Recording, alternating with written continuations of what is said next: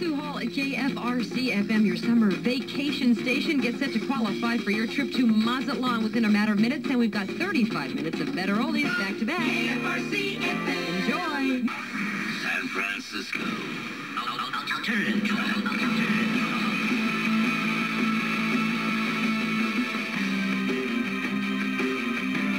I mean, wow! Besides maybe last month's casserole, it's amazing! 99.7 KFRC FM.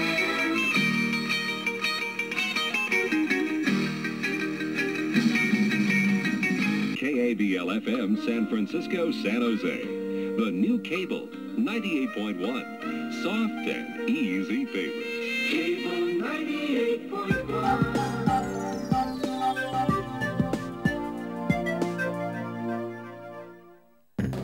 À l'extrême ouest du continent américain, San Francisco, 4e ville de Californie, le symbole de l'État doré.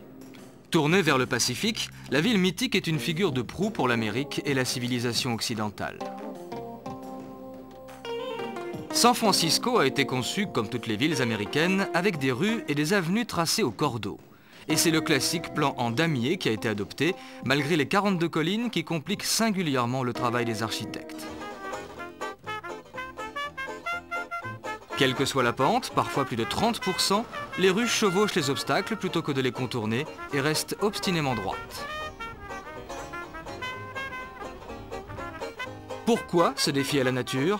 Simplement parce que la ville a grandi à une vitesse éclair. Au 19e siècle, et en quelques mois, la rue vers l'or a attiré des milliers de gens. En parcelles géométriques, le sol était facile à découper, à vendre et à enregistrer.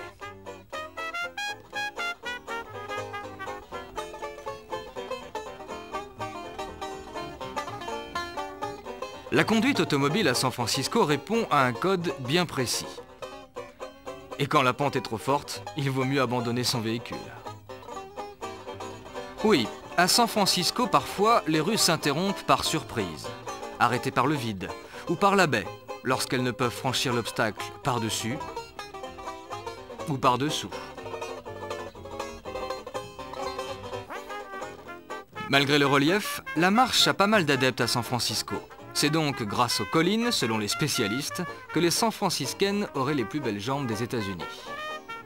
Mais pour marcher, encore faut-il garer sa voiture.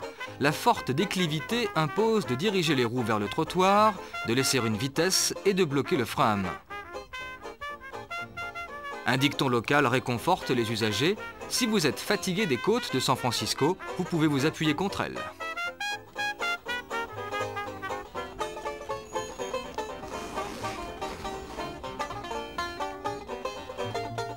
Lombard Street, la rue la plus célèbre de San Francisco, et paraît-il la plus sinueuse au monde. Ces virages en épingle à cheveux bordés d'hortensias ont été aménagés pour réduire la déclivité qui était trop forte afin de permettre la circulation automobile.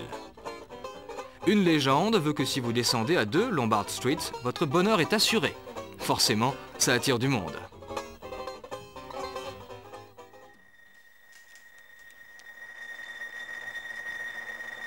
Un sifflement métallique venu du sol. Des avertisseurs à sonnette d'une autre époque. Un bien curieux tramway, le cable car. Dès la fin du 19e siècle, Rudyard Kipling, l'auteur du livre de la jungle, avait été frappé par l'efficacité de ces engins.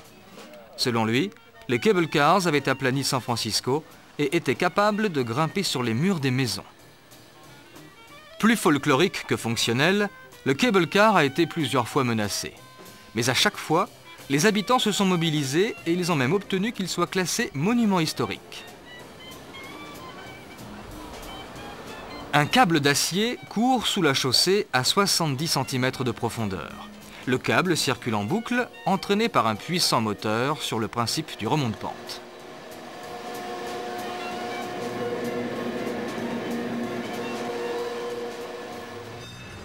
Un levier permet au conducteur, le gripman, d'accrocher la voiture au câble et de se faire remorquer en roue libre à la vitesse constante de 15 km/h. Le copilote intervient dans les descentes, il freine en agissant sur les roues et sur les rails avec des blocs de bois. En cas d'urgence, on déverse du sable sur les rails pour augmenter l'adhérence.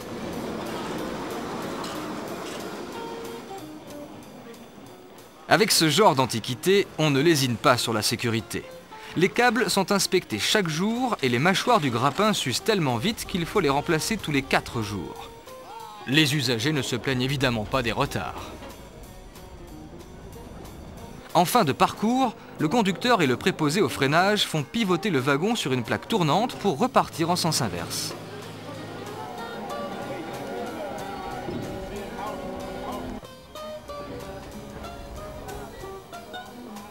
Même si on va parfois plus vite à pied, les cable cars font partie du paysage. Ils donnent une réalité à l'expression de Jean Cocteau qui, dans les années 30, comparait San Francisco à un manège de montagnes russes.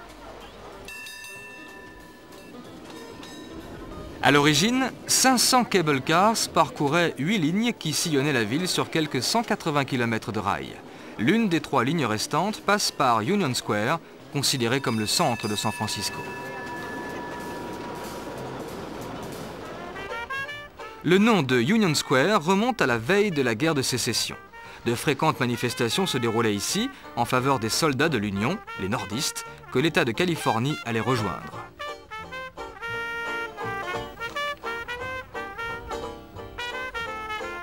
Ce choix historique est sans doute le premier signe extérieur de l'esprit d'ouverture qui illustre San Francisco depuis toujours. Le créateur de l'île au trésor, Robert Louis Stevenson, voyait les magasins le long des rues comme les consulats d'innombrables nations. Les passants changent de visage comme les images d'une lanterne magique, écrivait-il. L'écrivain Mark Twain en faisait, lui, la ville la plus cordiale et la plus sociable.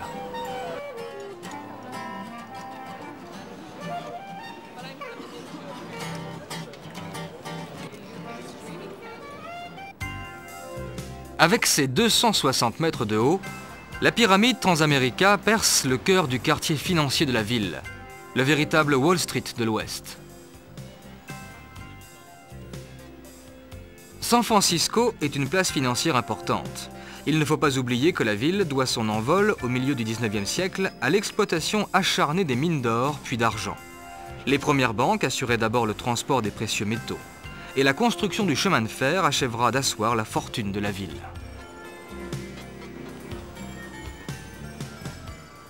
Il faut aussi rappeler que la Californie est l'État le plus riche des États-Unis. Si elle devenait indépendante, la Californie aurait des revenus plus élevés que ceux de la France entière, avec 2 fois moins d'habitants. L'esprit d'entreprise de cette ville se mesure aussi à la richesse de son architecture. Mais ça ne veut pas dire qu'on y fait n'importe quoi. Ailleurs que dans le quartier financier, il est interdit de construire des immeubles de plus de 2 étages. En associant les habitations, les commerces et les bureaux, la ville a réagi très tôt contre la désertification du centre.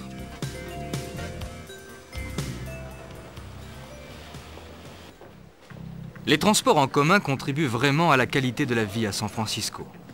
Comme le centre n'est pas très étendu, les habitants apprécient ce métro ultramoderne pour rejoindre les localités à l'est de la baie. Le BART, Bay Area Rapid Transit. Tout y est informatisé. Par exemple, si vous sortez du train avant la fin prévue de votre voyage, le prix de la distance non parcourue est déduit sur votre billet et vous pouvez l'utiliser pour un autre trajet. Mais l'automatisation n'empêche pas de penser aux autres et de mettre en garde les fumeurs notamment. San Francisco, c'est l'art de vivre ensemble. Voilà sans doute pourquoi les Américains la surnomment la ville préférée de chacun. San Francisco est la ville de toutes les audaces, et l'architecture n'est pas en reste.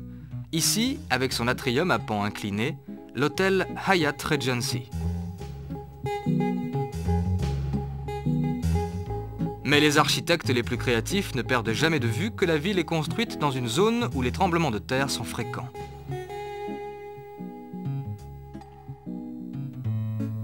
Les violentes secousses sismiques et les incendies dévastateurs ont révélé la souplesse des armatures de poutrelles métalliques et la résistance des matériaux incombustibles comme le béton armé et la brique.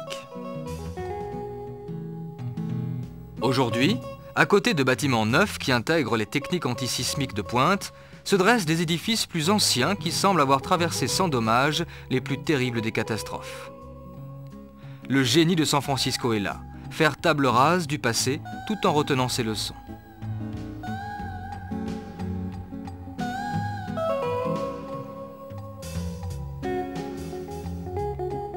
Certaines leçons ont pourtant été cuisantes. Ainsi, le 18 avril 1906, un séisme et un gigantesque incendie ravagèrent les 4/5 de la ville. La cité est érigée à proximité de la faille de San Andreas, à la jonction de deux plaques de la croûte terrestre qui glissent l'une contre l'autre.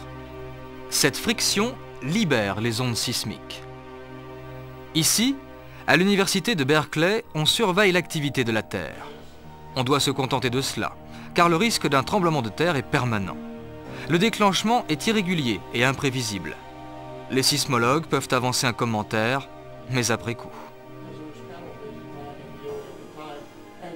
Les habitants de San Francisco sont parfaitement conscients de l'éventualité d'un important séisme.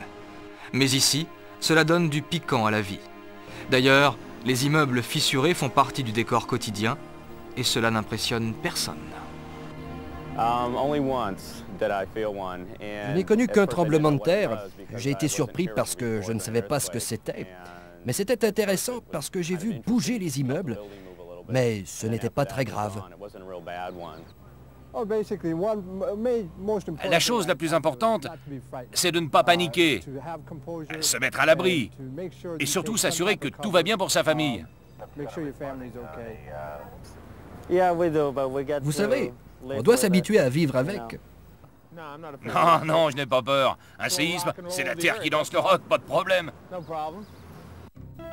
San Francisco est célèbre pour ses painted ladies, des maisons de bois très colorées, inspirées des habitations mitoyennes de Londres. Comme l'explique une spécialiste, leur conservation tient du miracle.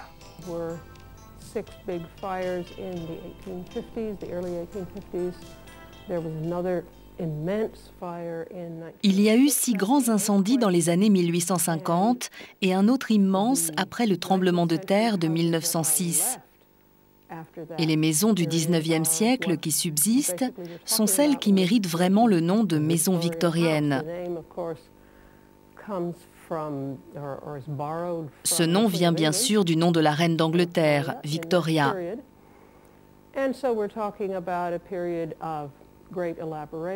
C'est une période où tout ce qu'on faisait était plutôt élaboré, mais on ne travaillait pas dans le souci du respect scrupuleux d'un style classique.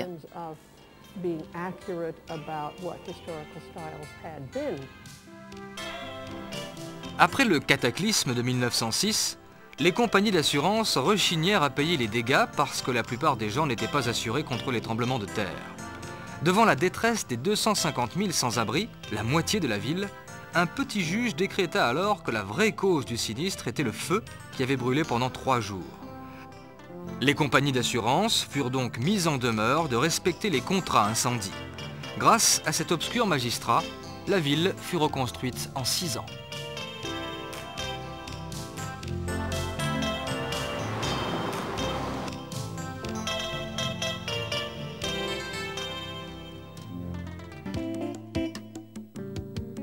Pressés par la ruée vers l'or, les pionniers avaient développé San Francisco de manière totalement anarchique. Dans les années 1860, la ville décide d'aménager un immense espace vert sur un terrain municipal recouvert jusque-là de dunes de sable. Des lacs, des voies d'eau, des bosquets, des pelouses et des aires de jeu font bientôt disparaître le sable et après 50 ans de travaux, sur 5 km de long et 800 mètres de large, s'ouvre l'un des plus vastes parcs urbains au monde.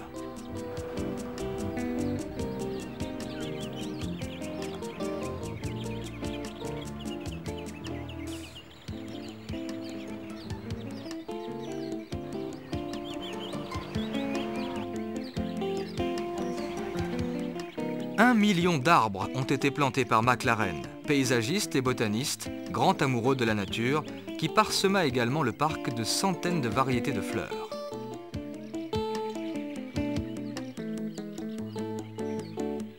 Ce bâtiment est une serre, joyau de l'architecture victorienne.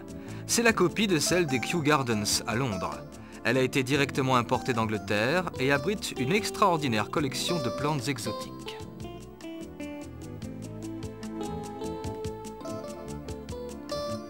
Tout au long de son histoire, San Francisco a multiplié les emprunts à des cultures très éloignées.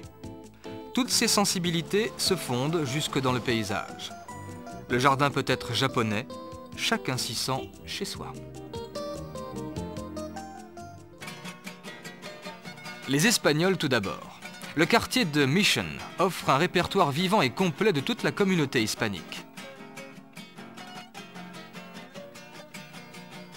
La Mission Dolores reste le plus vieux bâtiment de la ville. Les Espagnols sont en effet les premiers à s'installer ici au XVIIIe siècle pour évangéliser les Indiens. Des moines franciscains sont chargés de la mission. Ils laisseront à la ville le nom espagnol de leur saint patron, Saint François.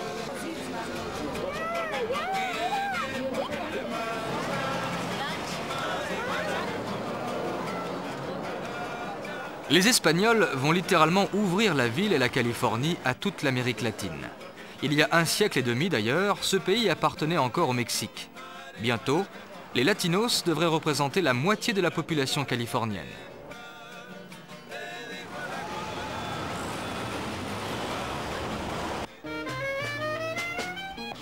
Columbus Avenue marque le centre du quartier italien, North Beach.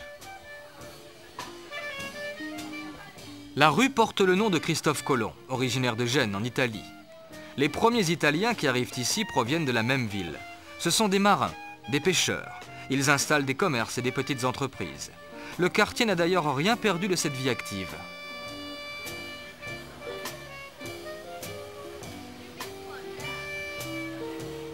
Des Siciliens vont suivre.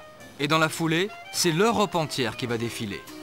Pour l'appât de l'or, pour la main-d'œuvre après le tremblement de terre, les Européens débarquent de partout.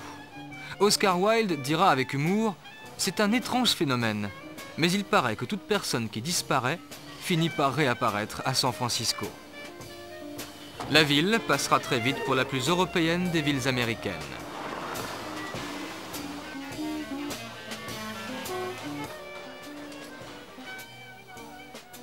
C'est ici, sur Washington Square, qu'à la fin des années 50, l'enfant du pays, la star du baseball, Joe DiMaggio, épousa dans l'église Saint-Pierre et Paul une certaine Marilyn Monroe.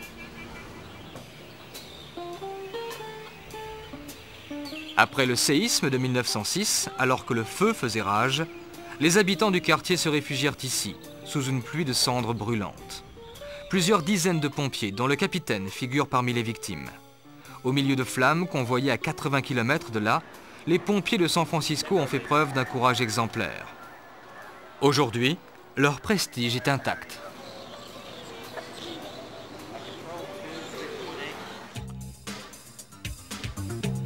Certains quartiers de San Francisco sont chauds toute l'année. C'est le cas de Broadway, à l'origine la principale voie d'accès au port.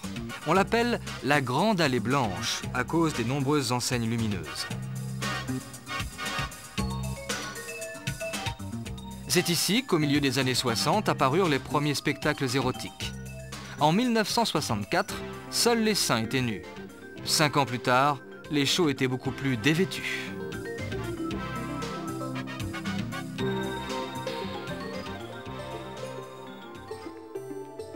San Francisco est la dernière ville américaine avant l'Asie. L'attraction entre les deux mondes a toujours été forte. Aujourd'hui, la communauté asiatique représente presque un tiers de la population. Autour de Grant Avenue s'étend Chinatown, qui constitue avec ses 100 000 habitants l'une des plus fortes concentrations de Chinois hors d'Asie. Les anciens l'appellent Dai Fao, la grande cité. Après 62 jours de mer, les premiers Chinois sont arrivés au milieu du 19e siècle, attirés par l'or. Mais ils ont vite déchanté, car les Occidentaux ne leur laissaient de l'or que la poussière.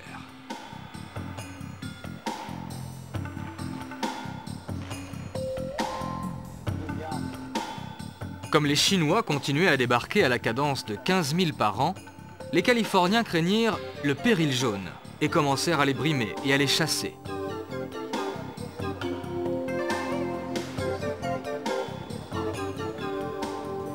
Alors, les Chinois se sont adaptés.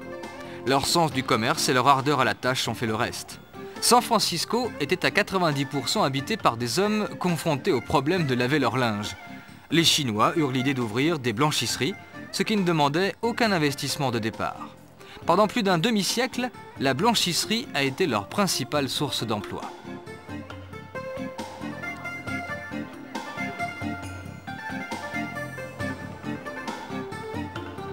De nombreux immigrants chinois sont entrés au service de familles riches, comme cuisiniers ou comme domestiques. Mais malgré quelques exemples d'intégration réussie, les Chinois étaient toujours exclus. Ils se sont alors regroupés en sociétés secrètes pour organiser leur quartier et régler leurs différends.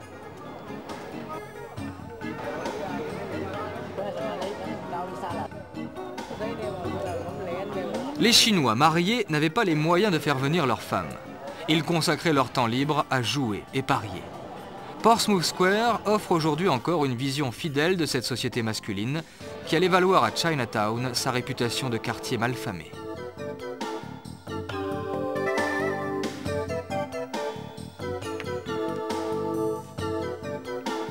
Les trafics en tout genre, les rackets, les maisons closes et les fumeries d'opium se cachaient derrière les enseignes les plus innocentes. Pour échapper aux descentes de police, les Chinois faisaient preuve d'une grande ingéniosité. Ces portes étroites laissaient passer un Chinois fluet, mais retardaient le policier plus costaud.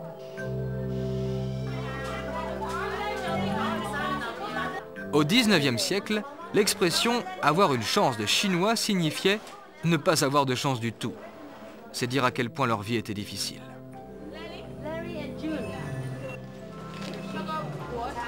De tous les métiers exercés par les Chinois à San Francisco, celui d'herboriste est sans doute le plus symbolique.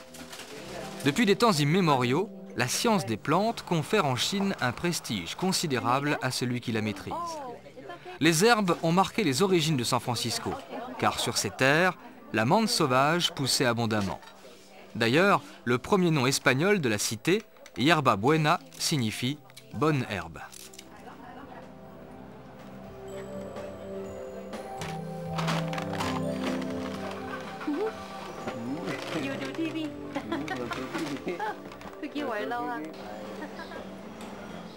Dans leur restaurant, les Chinois accompagnent l'addition d'un petit biscuit creux inventé à San Francisco par un Japonais et porteur d'un message optimiste, le Fortune Cookie.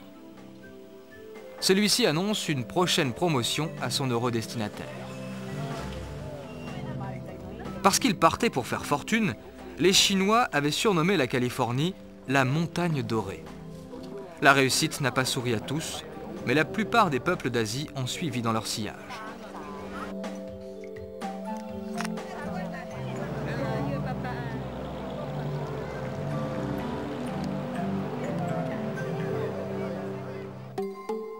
Japantown. Les Japonais sont arrivés à San Francisco en même temps que les Chinois. Ils y sont pourtant beaucoup moins nombreux.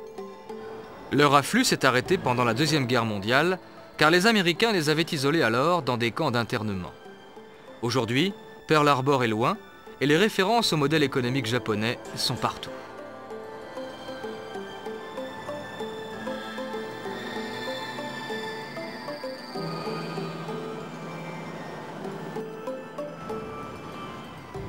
Avec l'espoir d'un nouveau départ, des milliers d'immigrants venus du monde entier ont afflué à San Francisco. Mais beaucoup de rêves sont restés en sursis dans ce quartier central, Tenderloin. La porte dorée devait leur ouvrir un monde meilleur. Hélas, dans leur conquête de l'Ouest, beaucoup sont arrivés à bout de souffle.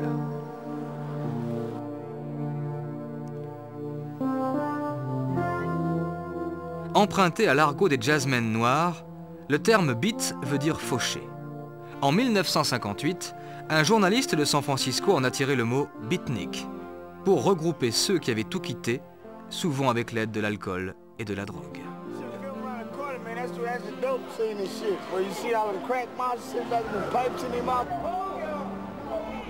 Le mot « beat » désigne aussi les vagabonds qui voyageaient clandestinement dans les trains de marchandises en route pour la véritable Amérique.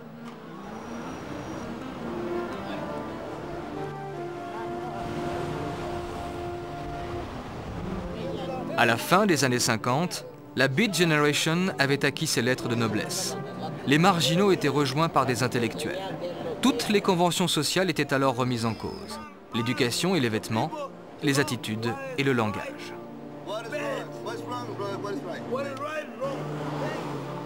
Fondée par des aventuriers sans attache, sans foi ni loi, la ville n'a jamais été entravée par la tradition puritaine de la côte Est. Ceux qui partaient ne regardaient pas derrière eux, et personne ne s'inquiétait de leur absence.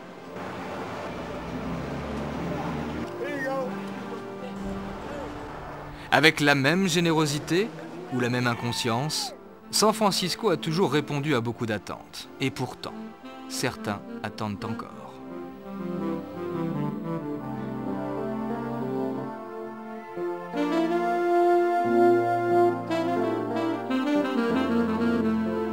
Aujourd'hui, les beatniks ne sont plus là.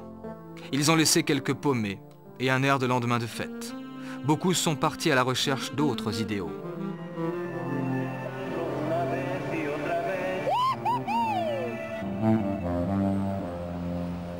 Sur la route du rêve américain, les chances ne sont pas les mêmes pour tous.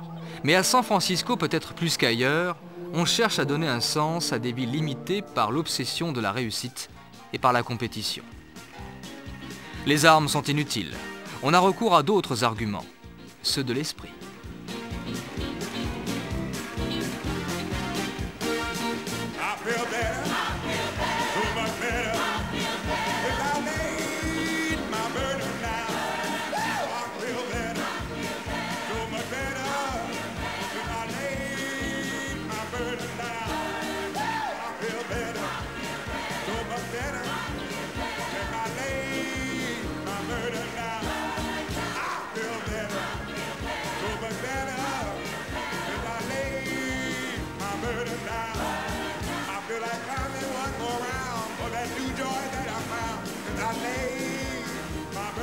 La ferveur des fidèles du pasteur Williams témoigne de son formidable ascendant sur la foule.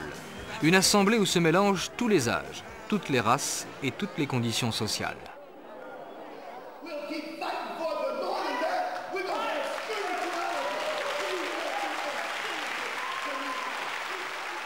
Églises et sectes pullulent à San Francisco. Et derrière les motivations les plus nobles et les manifestations expansives d'une foi bon enfant, se dissimulent parfois des réseaux d'influence qui ont mené à des tragédies.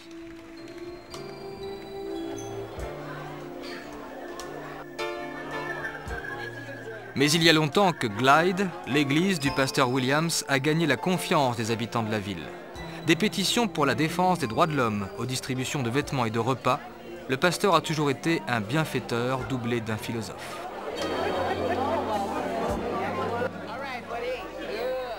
San Francisco is a city that will tolerate differences. San Francisco est une ville qui tolère les différences, mais je pense qu'il y a quelque chose d'autre. Cette ville est la région de la baie, est la terre la plus fertile pour les changements.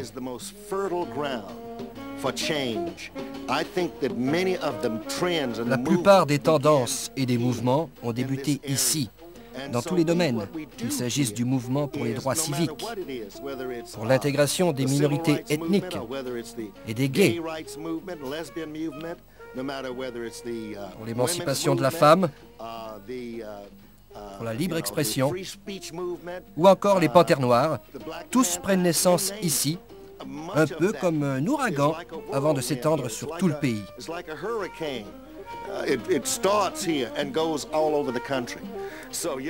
Vous savez, ici, c'est une frontière, la dernière frontière. On veut que les choses avancent, on veut être à la pointe. On ne peut pas aller plus loin car il y a l'océan. Alors on évolue, on aime les gens qui cherchent à bouger. À San Francisco, les carrefours sont de bons repères. La jonction entre Haight et Ashbury est beaucoup plus qu'un simple croisement de rues. C'est un mythe authentique. Grâce au loyer modéré, le mouvement hippie a vu le jour ici au milieu des années 60 et toute la contre-culture y a rayonné pendant presque 10 ans.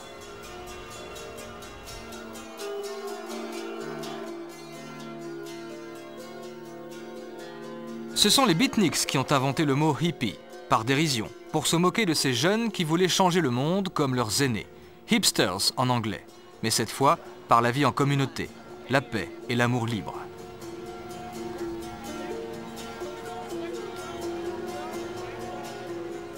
Ils s'asseyaient pour protester contre la guerre du Vietnam et leurs cheveux flottaient comme des signes de ralliement. L'art psychédélique a été inventé ici. Littéralement, tout ce qui est psychédélique ouvre l'esprit.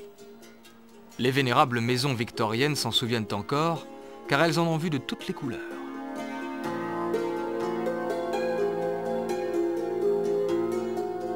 Psychédélique désignera bientôt par extension tout ce qui est étrange et déformé, tout ce qui rappelle les sensations procurées par les drogues hallucinogènes.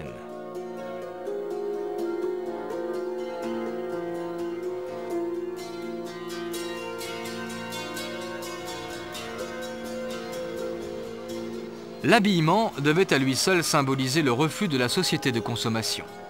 Pour montrer que le système ne pouvait pas les récupérer, les hippies n'achetaient aucun vêtement neuf. Aujourd'hui, si les hippies ont disparu de Haight-Ashbury, leurs idées planent toujours dans l'air comme un encens tenace. Les drogues dures ont rendu le quartier moins paisible, mais la diversité et la tolérance y donnent en permanence un curieux mélange de naïveté et de légèreté.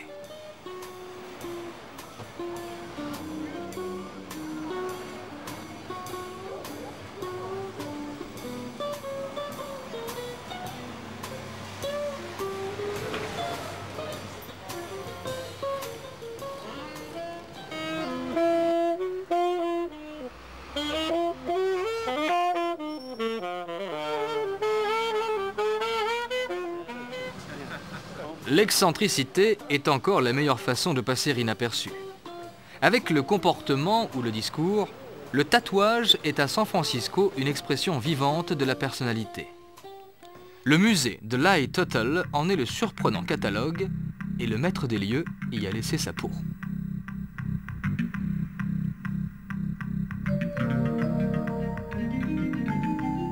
Le tatouage est originaire de Polynésie, au cœur du Pacifique. Dans le port de San Francisco, les marins étaient les clients les plus assidus des tatoueurs, faisant évoluer les supports, le graphisme et la technique.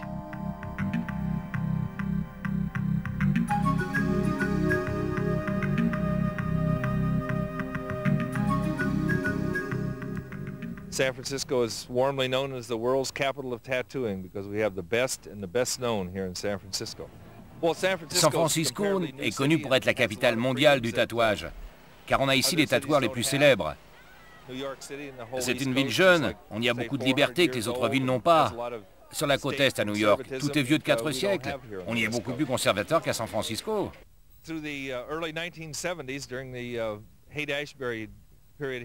Au début des années 70, à l'époque de Haight-Ashbury, j'ai tatoué pas mal de stars, comme Janis Joplin, Peter Fonda, Cher, beaucoup d'artistes. Mes tatouages, c'est ma collection personnelle, réalisée par 60 artistes différents. Des Japonais, des Américains, des tatoueurs de toute l'Europe. En fait, je suis un musée vivant de l'art du tatouage. Kipling disait que cette ville était en grande partie habitée par des gens totalement détraqués, mais que les femmes y étaient d'une beauté remarquable. Peut-être que l'écrivain a exagéré. En tout cas, le résultat est là, et il se mesure jusqu'au bout des ongles. Ici, on ne s'étonne plus de rien, car les originaux ne manquent pas de ressources.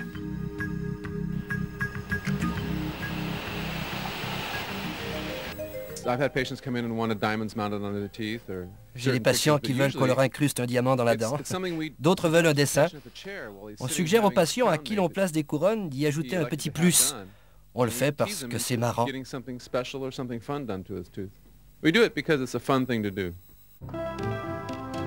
Par-delà le Bay Bridge, Berkeley, avec l'Université de Californie, a été un autre haut lieu de la contestation pendant les années 60. Les beatniks et les hippies avaient donné le ton, mais leurs revendications ne touchaient finalement que le mode de vie ou l'expression artistique. L'Université de Berkeley va leur donner un tour beaucoup plus politique.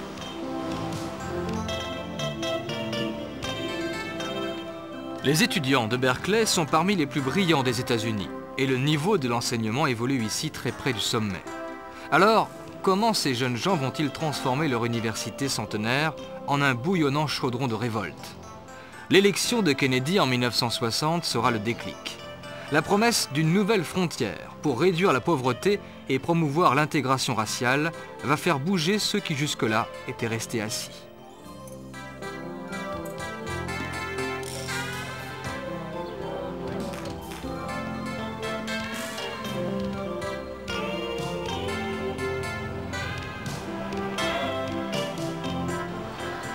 Celle qu'on a baptisée l'Athènes de l'Ouest, celle qui collectionne les prix Nobel comme d'autres les trophées sportifs, l'université de Berkeley va donner naissance au Free Speech Movement, le mouvement pour la liberté d'expression.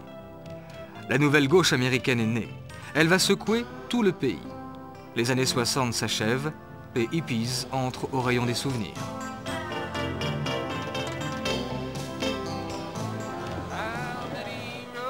Must a man walk down before you call him a man? Yes, and how many seas must a white dove sail before she sleeps in the sand? Yes, and how many times must the cannonballs fly before they're forever banned? Well, the answer, my friend, is blowing in the wind. The answer is blowing in the wind.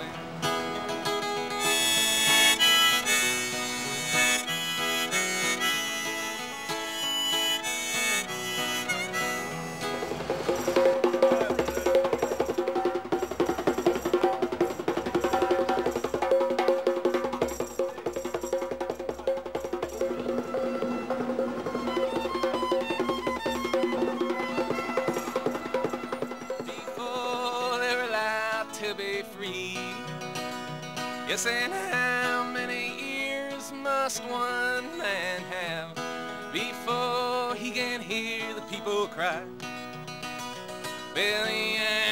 Le People's Park, le parc du peuple, était le lieu privilégié de rassemblement des étudiants contestataires. Narguant l'interdiction formelle de promouvoir des idées politiques sur le campus, les jeunes s'adonnaient ici à d'interminables débats et multipliaient les déclarations enflammées.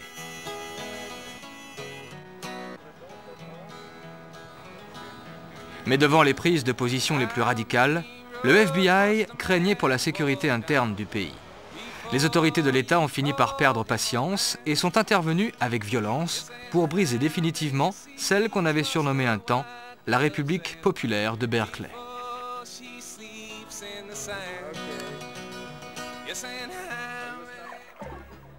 De l'autre côté de la baie, le petit port de Sausalito est un autre exemple de résistance. Une fleur sur le béton de la ville tentaculaire. À 20 minutes en voiture de San Francisco, cet ancien village indien est réputé pour ses maisons flottantes construites avec des matériaux récupérés sur des bateaux abandonnés. La démarche est typique de la contre-culture et nombre de hippies s'installèrent ici dans les années 60.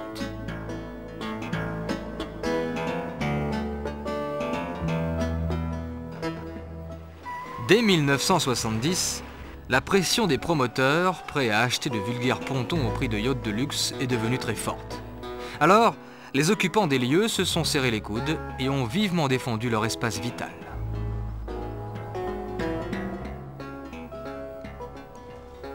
Au début du siècle, Sausalito était connu pour ses tripots et ses maisons closes. De nombreux trafiquants d'alcool y trouvèrent refuge lors de la Prohibition.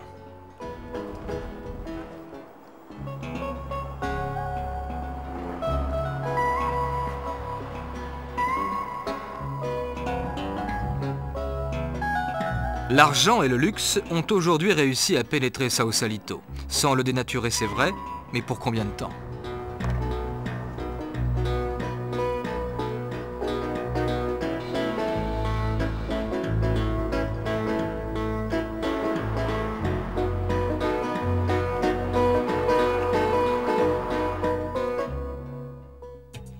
Au sud de San Francisco, là où la péninsule s'élargit dans le prolongement de la baie, l'agglomération urbaine s'est étendue sans retenue.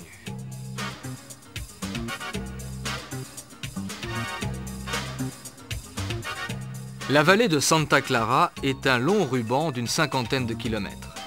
Cette vallée riante, jadis couverte de vignobles et de vergers, est devenue l'antre de la haute technologie et le temple incontesté de l'informatique. La Silicon Valley, le nom anglais du silicium, un composant essentiel en électronique. Les premiers micro-ordinateurs y ont vu le jour au milieu des années 70. Les fondateurs sont toujours là, même s'ils ne sont plus seuls.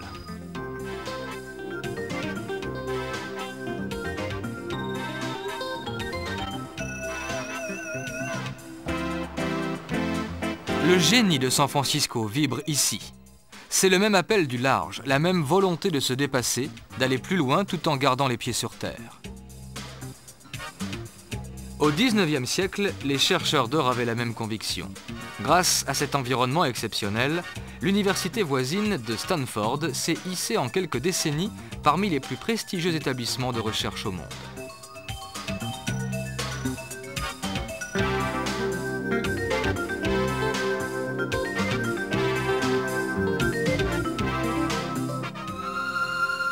Un collier enjambant la mer pour la rejoindre. Ainsi parle John Steinbeck de la Porte d'Or, le détroit qui unit la baie de San Francisco à l'océan Pacifique sous le Golden Gate Bridge. Pour garder ses reflets corail, le Golden Gate Bridge est couvert chaque semaine par 2 tonnes de peinture. Avec tous ces câbles d'acier, on ferait 3 fois le tour de la Terre et le béton utilisé pour le construire suffirait à tracer une route de San Francisco à New York.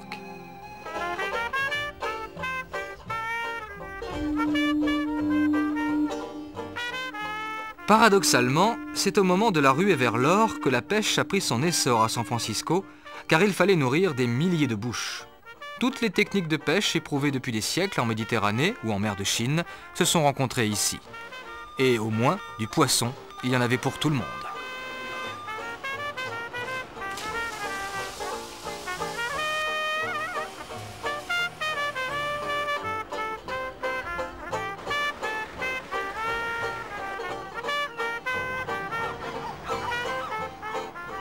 Le brouillard peut envelopper la ville pendant plusieurs jours. Il se forme lorsque l'air chaud du Pacifique entre en contact avec les eaux froides des profondeurs. Au printemps, en effet, sous l'action des courants, les eaux de surface dérivent vers le large et laissent remonter des eaux plus froides, très riches en plancton.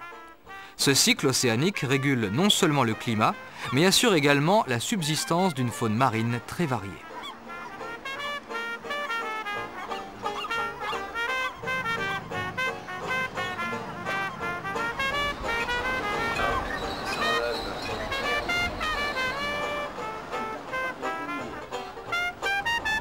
San Francisco doit sa fondation et son développement aux bateaux. Au XIXe siècle, en effet, la grande majorité des arrivants débarquaient par la mer. Petit à petit, la ville a agrandi son espace vital en direction de l'océan. Tout ce quartier de Fisherman's Wharf a ainsi été gagné sur la mer.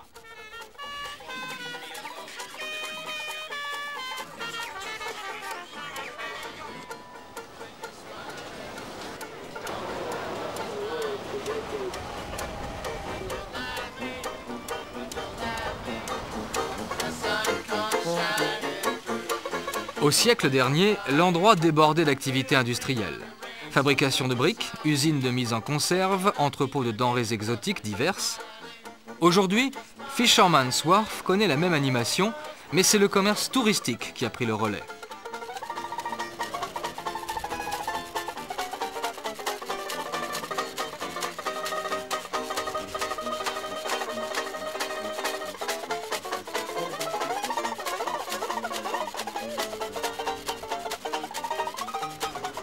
Inexorablement, l'ancienne jetée fréquentée par les seuls pêcheurs s'est transformée en une vaste galerie marchande et les visiteurs ont suivi nombreux.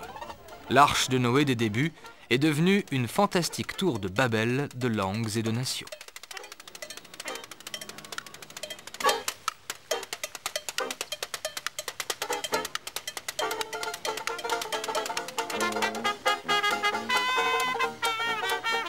San Francisco est une terre promise. Mais si elle symbolise l'espoir d'une vie meilleure, elle a aussi prévu son purgatoire, Alcatraz.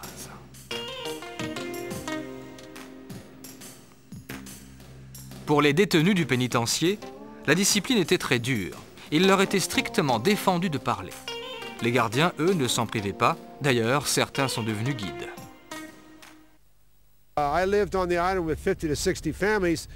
J'ai vécu sur l'île avec une 50aine de familles. Ce bâtiment-là est celui dans lequel on vivait.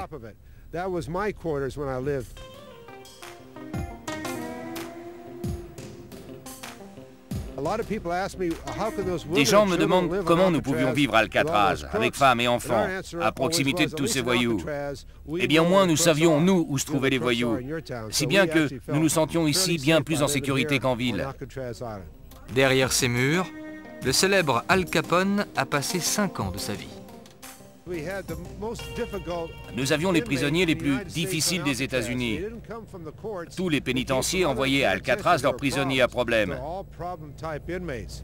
Ici, les prisonniers n'avaient qu'un minimum de privilèges. Pas de chewing-gum, pas de friandises, ni radio, ni télé, ni journaux, ni programme éducatif ou de réinsertion. Pendant sa détention, un prisonnier, moins connu, est devenu spécialiste des maladies d'oiseaux. Un des hommes que j'ai connus à Alcatraz s'appelait Robert Stroh, connu sous le surnom d'Homme-Oiseau. Il y a eu un film où il était incarné par Burt Lancaster. Quand on voit le film, on a l'impression que c'était quelqu'un de très gentil, mais c'était en réalité un dangereux psychopathe qui avait commis plusieurs assassinats, dont celui d'un gardien dans une autre prison. Il a, pour ses crimes, passé 44 ans isolé dans une cellule, et au total, 55 ans en prison. Avec un gardien pour 3 détenus, l'évasion était impossible. C'était difficile de s'échapper. On a eu au total 36 prisonniers en 14 tentatives qui ont essayé de s'échapper. Certains ont été abattus, d'autres se sont noyés. Mais il y en a 5 qu'on n'a jamais retrouvés. En 1962, il y a eu une évasion spectaculaire, dont on a fait un film avec Clint Eastwood. 3 prisonniers avaient creusé un trou dans le fond de leur cellule. Ils ont ensuite escaladé les tuyauteries jusqu'au sommet du bâtiment. Puis, ils ont réussi à atteindre la mer en suivant les conduites d'eau.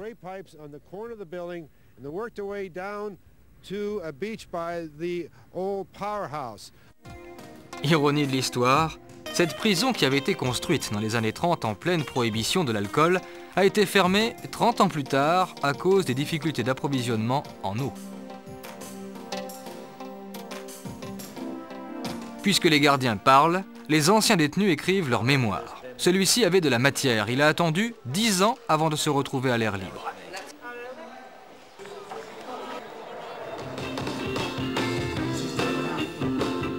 Libre. Voilà un mot qui fait vibrer toute la ville. D'expression ou d'association, d'opinion ou de réunion, San Francisco offre toutes les libertés et le monde entier accourt pour en bénéficier.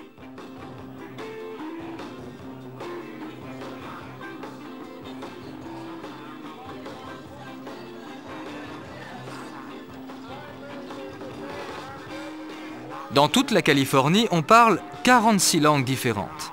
En moins de 20 ans, et en grande partie grâce à l'immigration, la population de l'État a augmenté d'1 tiers. Celle de San Francisco se répartit à parts égales entre les blancs et les non-blancs.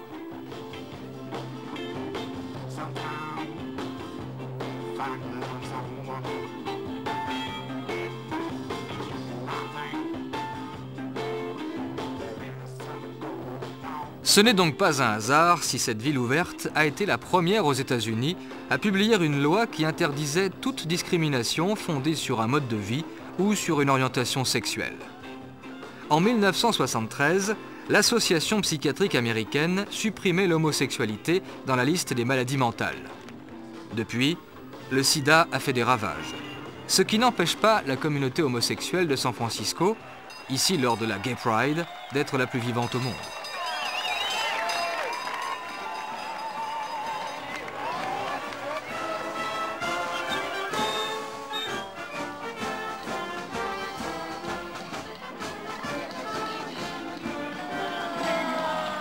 Que l'on soit pompier, employé de banque ou policier, ici on est fier d'être homosexuel et on l'affiche.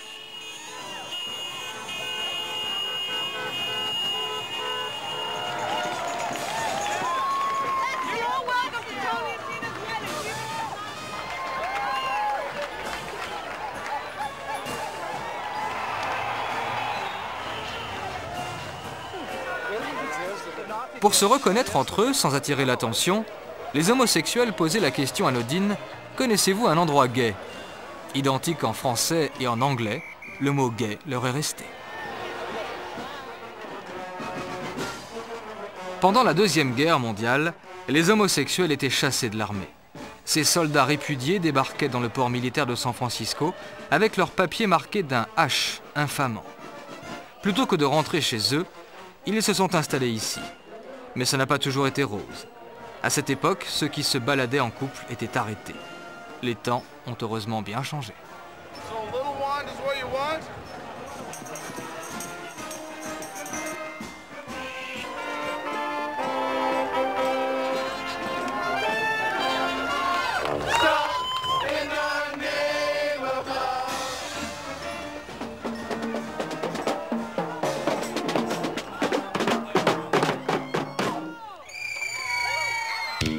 L'architecte américain Frank Lloyd Wright disait « Ce que j'aime le mieux à San Francisco, c'est San Francisco. » Tout est dit. San Francisco, j'adore. Je suis de Chicago, j'aime San Francisco parce qu'on y trouve des gens du monde entier. Des restaurants de tous les pays, des points de vue spectaculaires. Je pense que c'est un des endroits les mieux qui soient. Un peu comme Paris. Mais à quoi tient ce charme? Qu'est-ce qui distingue San Francisco des autres villes? Ses lignes? Son ciel? Son audace? Son rythme? Ou alors la surprise et la découverte permanente?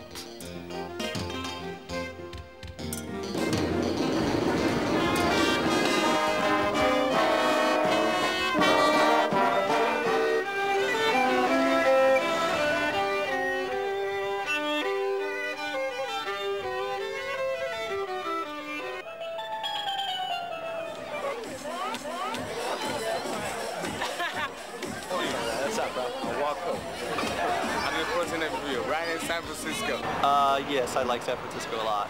Oh oui, j'aime beaucoup San Francisco.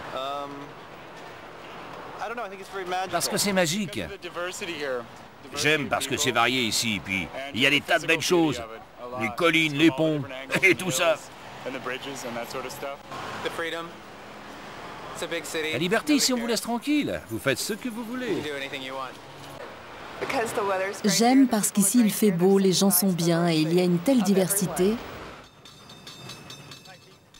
San Francisco est l'ultime frontière de l'Amérique. Elle est née là où le ciel, la mer et la terre se rejoignent. Mais comme l'horizon, San Francisco s'éloigne encore quand on croit l'atteindre.